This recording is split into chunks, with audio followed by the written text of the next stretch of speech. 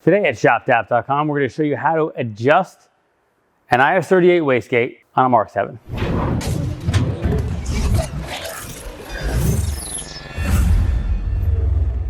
Okay, so whenever you're installing an IS38, we've talked about this in the past, we haven't done a proper video on it.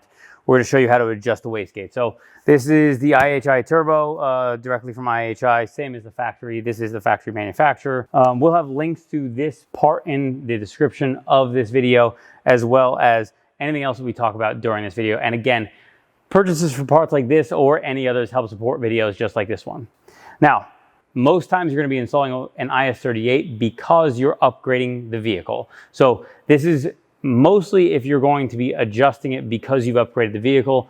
These do come adjusted from IHI from the factory. It's just that if you're using it as an upgrade, it's going to have a different adjustment than the factory one because you need a specific voltage range. So let's get inside the vehicle and see exactly what we're talking about. So we're in our vehicle. We have the ignition switch on. We have our OBDeleven device underneath our dashboard. Now, we are going to be using this. You can use this or a VADCOM for this particular process. Now, we are first going to access the reference number we're looking for, which is a voltage signal, and then we're going to make our adjustment accordingly. So we're going to go into engine, and then we're going to go into live data. We're then going to type in charge, because it's going to be charge air pressure. We're looking for charge air pressure control valve unconditioned voltage, and it should give you a value here.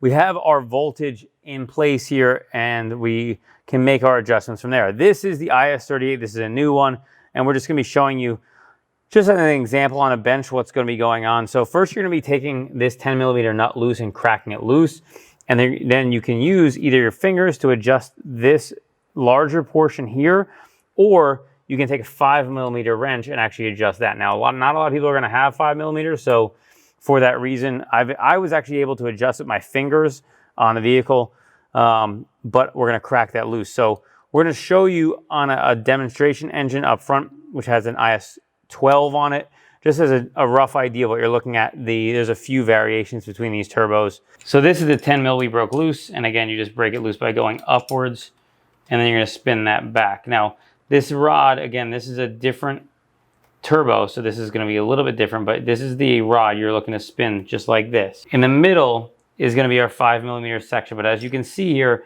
you have these lines in place that are a problem. Now, in this would be the angle you would want to try to get at, but you can't grab it because of that thing. Now, you might be able to go in at this type of angle here, but you're going to have a real tough time of getting your hands in there. So from under the car, you might be able to access it like this.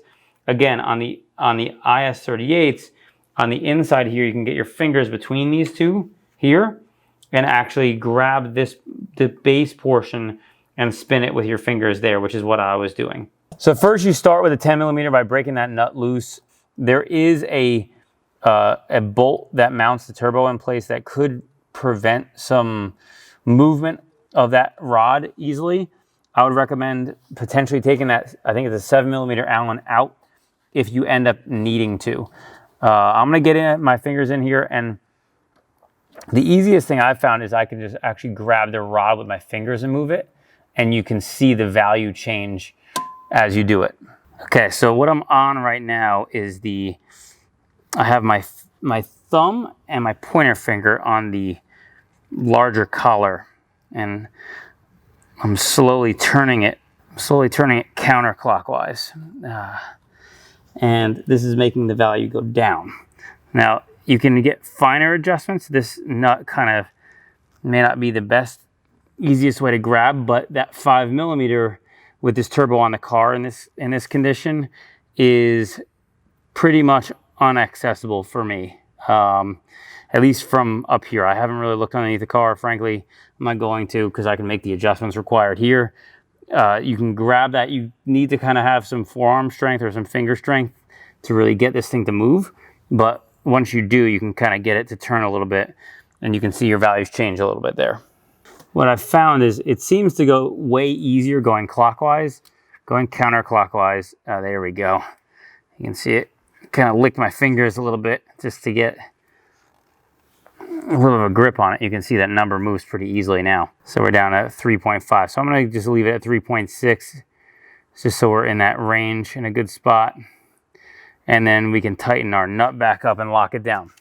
Now, because you are tightening the nut on the rod, the value is going to change a little bit when you snug it up, but it shouldn't move too much. So look like it moved maybe 0.2 or so. We're still within our range. Again, we moved towards the 3.5 and we're now off of 3.6. We're at 3.5986. We're snugged up. We're still within that range. And again, if you have any issues around this, you can always loosen it up and readjust accordingly. Thanks so much for watching our Wastegate adjustment DIY. If you like this video, be sure to give it a thumbs up and subscribe for more like it. Also, buy an IS38 from us. Why not? Sounds like fun. Bye.